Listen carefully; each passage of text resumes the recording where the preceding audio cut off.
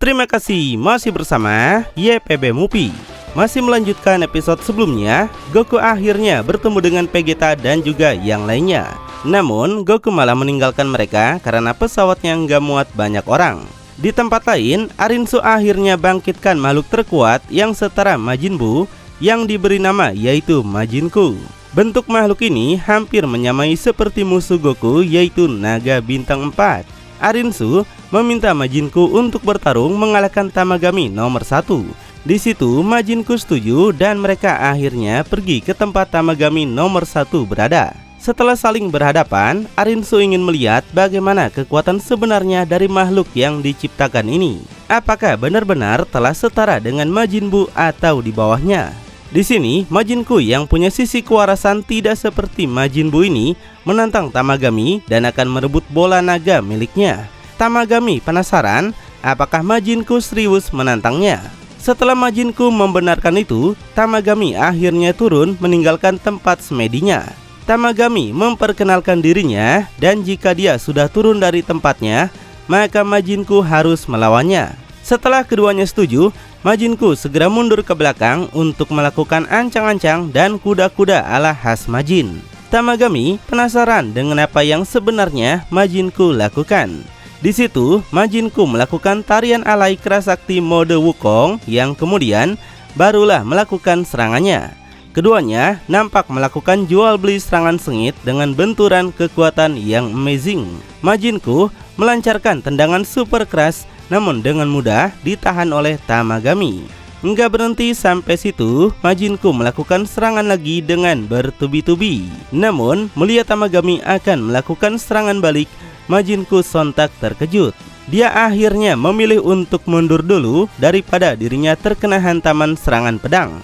Tapi Majinku yang masih belum menyerah menciptakan sebuah bola energi dan melemparkannya ke udara dengan sangat keras. Layaknya seperti jurus Soki dan Yamcha, bola energi itu bisa Majinku kendalikan sesuka hati. Dia segera mengarahkannya pada Tamagami, namun usahanya harus gagal karena Tamagami mampu menghancurkan laser tersebut. Bahkan Tamagami sekarang menunjukkan keseriusan yang tinggi yang siap menerima berbagai serangan Majinku. Sementara itu, Goku dan yang lainnya telah melewati Tuan Warp dan berhasil masuki ruangan dimensi. Dan sama seperti sebelumnya, Shin merubah telinga Goku menjadi panjang supaya Tuan Warp tidak mencurigai mereka dari dunia manusia. Tuan Warp meminta mereka menyebutkan nomor pinnya.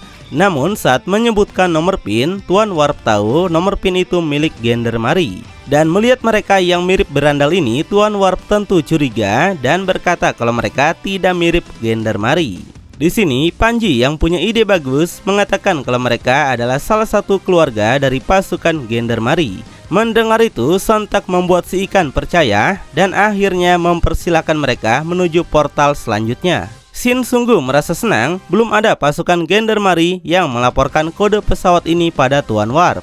Jadi mereka bisa aman, bukan? Shin juga melihat ada pintu khusus untuk Gendermari yang bisa ke dunia mana saja. Jadi Shin menyarankan Glorio untuk langsung pergi saja ke dunia iblis pertama daripada ke dunia iblis kedua dulu. Panzi juga setuju dengan Shin. Namun Goku menolak karena mereka nggak bisa mengumpulkan semua bola naga jika langsung melompat ke dunia iblis pertama.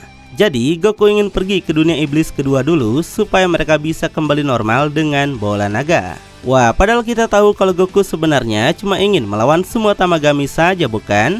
Glorio tentu mendapat keuntungan dari Goku untuk pergi ke dunia iblis kedua saja, karena memang itu yang Glorio inginkan.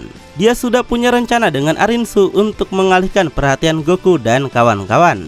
Meski begitu, Goku juga sangat mengkhawatirkan Dende yang masih menjadi sandera. Shin menyadari kalau Gomah nggak mungkin membunuh Dende karena Dende akan dimanfaatkan oleh Gomah untuk tujuan lain.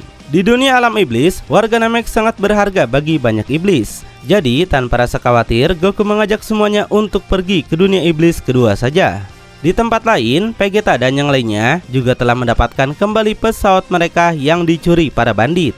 Tujuan mereka sekarang berbeda dengan Goku, yaitu pergi langsung mengalahkan Gomah. Meski begitu, Piccolo berpikir meskipun mereka berhasil menyelamatkan Dende sekarang, bola naga belum bisa digunakan karena Dende masih bayi. Vegeta juga berpikir hal yang sama. Jadi dia setuju dengan rencana Goku yang mengumpulkan bola naga alam kegelapan saja untuk digunakan. Sedangkan Hibis terpesona melihat kulit wajah Bulma yang semakin glowing. Bulma senang mendengar itu. Dia berpikir ingin selalu menjadi kecil supaya kulitnya tidak kendor seperti orang dewasa. Di situ Hibis mengajak Bulma untuk menjadi pacarnya saja.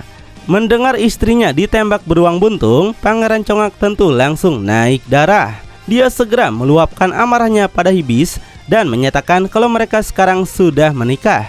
Namun Hibis dengan cuek bilang kalau dia sama sekali nggak keberatan jadi yang kedua. Wah, jiwa pemburu kelaminnya kuat banget bukan? Di sini Pangeran Congak tentu semakin kesal mendengarnya. Tapi Hibis malah meledeknya lagi dengan menanyakan pada Bulma kenapa mau menikah dengan pria berambut aneh. Wah, Vegeta sangat ingin menghajar wajah Hibis yang selalu bicara ngawur padanya. Selain itu, Vegeta juga ingin kembali pada bentuk dewasanya, bukan seperti ini. Di situ Bulma minta Vegeta yang kembali seperti dewasa saja. Vegeta yang sudah kepalang cemburu ini tentu ingin bersama-sama mengajak Bulma juga berubah normal seperti sebelumnya. Tapi kocaknya Hibis malah menuduh Vegeta ingin opai besar milik Bulma. Wah, makin naik darah dong Vegeta dibuatnya. Piccolo yang mendengarkan dari tadi sepertinya setuju dengan apa yang Hibis katakan. Wah, nggak tahu lagi deh apa yang Vegeta pikirkan sekarang. Intinya dia ingin kembali menjadi dewasa. Kembali ke alam iblis 1, Majinku sedang menembakkan banyak serangan laser cendol bertubi-tubi dengan ganas. Tamagami menahannya menggunakan pelindung yang semakin membuat Majinku terkejut kenapa Tamagami sekuat ini. Jadi Majinku segera melakukan putaran tornado yang berputar sangat cepat lalu meluncur seperti roket kepada Tamagami. Namun tanpa makhluk itu duga, Tamagami mampu menghindari serangan Majinku, bahkan bisa mencengkram tubuhnya. Lalu Tamagami segera melemparkan tubuh Majinku terbang melayang jauh dan berakhir menghantam tanah dengan sangat brutal. Majinku sontak panik melihat kemampuan Tamagami yang sangat luar biasa kuat. Tapi dia yang masih belum menyerah ini kembali melakukan tarian alaynya untuk meledek Tamagami. Habis itu barulah Majinku melakukan lompatan kodok buduk yang dicampur tarian balet ala Walk Gang. Dan serangan langsung dilepaskan Majinku pada Tamagami. Dia menyemburkan sebuah laser besar dari mulutnya yang melesat sangat cepat. Tamagami terkejut melihat kemampuannya, begitu juga dengan Arinsu yang kagum pada ciptaannya. Sementara cerita dipindahkan lagi kepada Goku yang saat ini mereka telah sampai di dunia alam iblis kedua. Berbeda dengan alam iblis ketiga, alam iblis kedua justru memiliki tempat yang sangat indah. Pohon tumbuh di mana-mana, pokoknya dunia yang penuh dengan kehijauan. Dan Goma akhirnya telah melacak mereka dan terkejut bahwa Goku telah sampai sejauh itu. Goku menanyakan pada Shin apakah dunia ini menjadi sangat bernostalgia. Bagi Shin, tentu ini mengembalikan kenangan masa lalunya yang dulu sempat hilang. Selain itu, udara di sini juga tidak pekat, jadi mereka bisa terbang lebih cepat daripada biasanya. Shin teringat dan penasaran apakah di dunia ini masih ada kraken yang masih hidup. Glorio tentu tahu kalau masih banyak kraken yang hidup di sini. Goku penasaran apa sebenarnya yang lagi mereka bicarakan. Shin memberitahu kraken adalah monster raksasa. Jika seseorang yang gak tahu terbang terlalu rendah, maka kraken bisa menelannya hidup-hidup. Panzi juga pernah mendengar soal itu. Ukuran monster kraken bisa dikatakan sebesar pulau. Selain itu, kraken juga punya cakar besar dan meskipun mereka melemparnya menggunakan bom, kraken tidak akan mati. Tiba-tiba, pesawat mereka ditembaki oleh banyak peluru. Rupanya, pasukan Gendermari mengepung mereka dan membuat mereka semuanya panik. Glorio berusaha menghindari setiap serangan mereka dengan usaha yang keras. Glorio menipu mereka dengan muncul di belakang. Dia berusaha balik menembak, namun musuh juga bisa menghindar. Semuanya panik menyalahkan Glorio kenapa tidak secepatnya kabur. Glorio sendiri belum terbiasa mengendalikan pesawat seperti ini sebelumnya. Jadi dia merasa sangat kesulitan. Pesawat musuh yang muncul di samping berhasil menembak jatuh pesawat mereka karena mesinnya rusak. Panzi meminta mereka untuk segera melakukan sesuatu sebelum terlambat. Goku minta Glorio membuka pintu belakang pesawat. Dia ingin melawan mereka sendiri. Goku segera keluar dan menghancurkan salah satu pesawat Gendermari dengan tebasan tongkatnya. Abis itu Goku menahan gempuran serangan pesawat lain dan menghancurkannya juga seperti sampah yang gak berguna. 3 pesawat lain langsung kabur meninggalkan Goku yang super kuat kayak Superman ini. Tapi Goku menciptakan bola energi dan segera melemparnya. Dalam sekejap, 2 pesawat musuh berhasil terhantam serangan laser Goku. Untuk pesawat terakhir, Goku segera datang menyergapnya dan membuat Gendermari panik melihat Goku di depan mereka. Setelah puas bermain-main, Goku akhirnya menghancurkan pesawat itu dengan sangat gampang sekali. Melihat semua pesawat anak buahnya dihancurkan, Gomah yang menonton dari monitor nampak sangat panik. Mereka nggak sangka kalau Goku bisa mengalahkan pasukan Gendermari seorang diri. Nggak pernah terpikir oleh Gomah kalau kekuatan Goku bakal segila ini.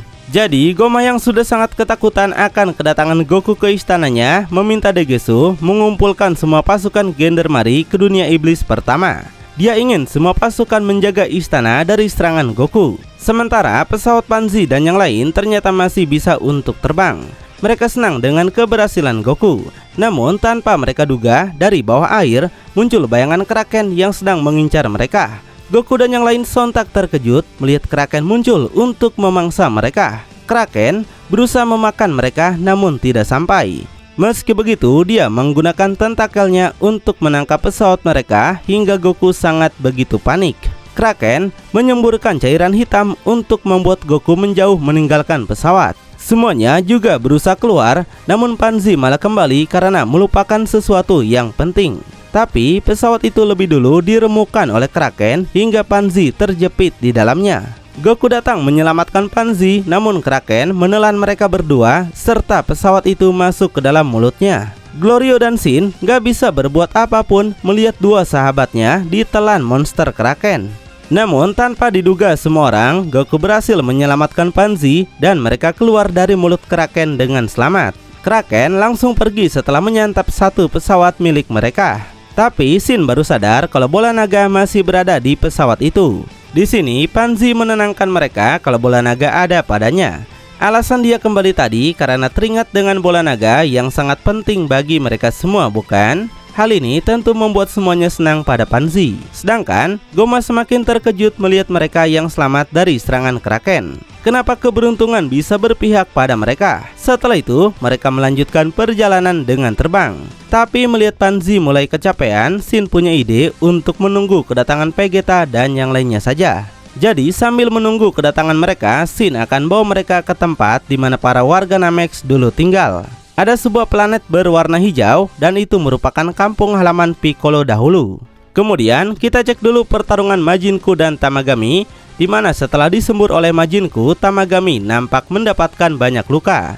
Hal ini tentu membuat Arinsu yang menontonnya sangat senang. Tapi Arinsu dan Majinku dibuat kaget lagi Tamagami masih bisa untuk bangkit. Dengan semua kekesalan yang ada, Majinku segera melepaskan serangan cepat, namun Tamagami bisa menghindar. Tiba-tiba, Tamagami muncul di hadapan Majinku yang membuat Majinku refleks menghindar. Dia segera menyerang Tamagami dengan tembakan laser. Majinku berharap serangannya ini bisa berhasil. Namun, Tamagami muncul di dekatnya hingga Majinku kabur lagi. Kemanapun Majinku lari, Tamagami dengan mudah selalu berpindah mendekatinya. Di sini, Majinku menunjukkan rasa ketakutan luar biasa pada Tamagami. Sepertinya rumor tentang kemampuan Majinku yang melampaui Majin Buu hanyalah isapan jempol belaka, bukan? Atau mungkin Majinku masih belum disempurnakan. Di tempat lain, Goku dan yang lainnya sudah sampai di planet para Namex. Goku terkejut, pohonnya sama dengan yang ada di planet Namex dunia luar. Shin menyadari keluarga Namex pasti bawa pohon untuk ditanam di dunia luar. Dan itu pastilah sangat merepotkan. Tapi yang Goku ingat kalau Frieza malah menghancurkan planet Namex. Goku yang kelaparan kemudian mengeluarkan kantung berisi serangga obat.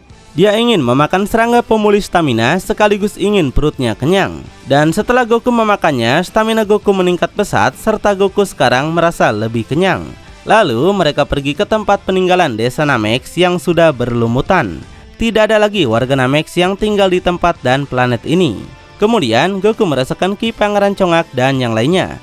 Jadi dia segera pergi untuk mengajak mereka ke planet Namex ini. Panzi penasaran bagaimana Goku tahu Vegeta akan datang. Shin kasih tahu kalau Goku merasakannya menggunakan ki seseorang yang terpancar. Bagi Glorio itu sangatlah aneh. Saat ini pesawat mereka baru masuk dunia iblis kedua, di mana Bulma senang dengan dunia seperti ini. Goku segera datang memberitahu mereka, tapi suaranya tidak bisa masuk ke dalam kabin yang begitu senyap. Jadi bagi mereka Goku seperti seorang pantomim yang lagi atraksi. Setelah diberikan masuk, Goku minta mereka untuk terbang lebih tinggi karena ada monster besar yang mengamuk. Vegeta meremehkan Goku kenapa takut dengan monster. Tapi setelah monster itu muncul, panik juga Vegeta ternyata. Beruntungnya pesawat mereka tidak berhasil disantap makhluk itu. Bulma menyalahkan Hibis kenapa tidak mewaspadai makhluk seperti itu. Namun Hibis sendiri baru pertama kali menginjakan dirinya di dunia iblis kedua ini. Habis itu Goku minta mereka untuk mengajak mereka dengan pesawat ini, karena pesawat mereka sudah dihancurkan. Vegeta tentu kesal, sebelumnya saja Goku malah pergi meninggalkan mereka dan sekarang malah minta numpang. Di tempat lain, Tamagami nomor 1 berhasil membuat Majin Ku gak berkutik melawannya. Majin Ku yang sudah kelelahan akhirnya memilih untuk menyerah saja daripada mati oleh Tamagami. Selain itu, Majin Ku juga memiliki kesopanan yang baik, di mana dia memberi hormat pada Tamagami dan meminta maaf pada Arinsu karena gak bisa mengalahkan Tamagami. Arinsu yang linglung akhirnya membawa Majin Ku pergi meninggalkan tempat itu. Dua pasukan Gendarmerie yang baru tiba terkejut ternyata tidak ada pertempuran di sini. Arinsu mengungkapkan kekecewaannya pada Majin Ku dan langsung memecatnya.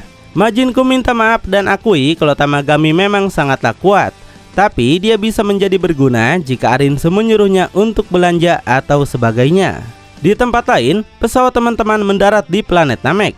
Piccolo nampak bernostalgia meski dia tidak pernah tinggal di sini. Karena Piccolo katakan yang pernah tinggal di sini hanyalah ayahnya. Lalu semuanya juga penasaran kenapa Kaioshin dan warga Namek dulu bisa sampai kabur dari dunia iblis menuju dunia luar. Shin menceritakan dahulu Raja Kegelapan yang baik zaman itu mau memperluas alam kegelapan. Dia menyuruh iblis Super Rimus untuk menciptakan alam semesta di dunia kegelapan. Rimus dikenal memiliki kekuasaan tertinggi di alam semesta. Bedanya dengan Zeno, Rimus menguasai alam semesta iblis, sedangkan Zeno alam semesta luar. Banyak alam semesta Rimus ciptakan dan banyak iblis mulai pindah ke alam semesta tersebut. Dewa Rimus lalu menunjuk beberapa bangsa Glin untuk mengawasi alam semesta sebagai Kaioshin. Bulma penasaran apakah tiap makhluk di alam semesta merupakan keturunan iblis. Shin membalas kalau itu tidak semuanya. Seperti manusia dan bangsa Saiyan lahir setelah alam semesta mereka diciptakan. Dan banyak leluhur bangsa Glin pindah ke planet dekat Dewa Rimus. Dahulu Tuan Warp saja bebas digunakan untuk bepergian antar alam semesta. Tapi Abura yaitu pendahulu Dabura takut akan ancaman makhluk dunia luar, dan akhirnya membatasi penggunaan Tuan Warp. Banyak bangsa Glin memberontak dan akhirnya kabur ke alam semesta luar. Sejak kabur itu, Shin kemudian diangkat menjadi seorang Kaioshin. Shin juga menceritakan kembali pada mereka yang belum tahu kalau dia dan bangsa Glin tercipta dari sebuah pohon. Nah, setelah semuanya diceritakan, tujuan mereka sekarang adalah pergi ke tempat Tamagami berikutnya untuk segera mendapatkan bola naga. Sebelum itu, Bulma ingin Glorio menjadi pilot mereka. Hibis sedikit tersinggung mendengar itu. Dia seperti diremehin. Tapi setelah menyadari kalau Hibis belum tahu soal dunia iblis kedua ini, maka dia mempersilahkan Glorio menggantikannya. Tanpa mereka duga, warga Namek sebelumnya yang membantu Gomah muncul mendekati pesawat mereka. Dia seperti memiliki niat buruk pada mereka. Lalu apa yang bakal terjadi selanjutnya? Makin penasaran? Tunggu Sabtu depan ya. YPB Movie, channelnya anime masa kini.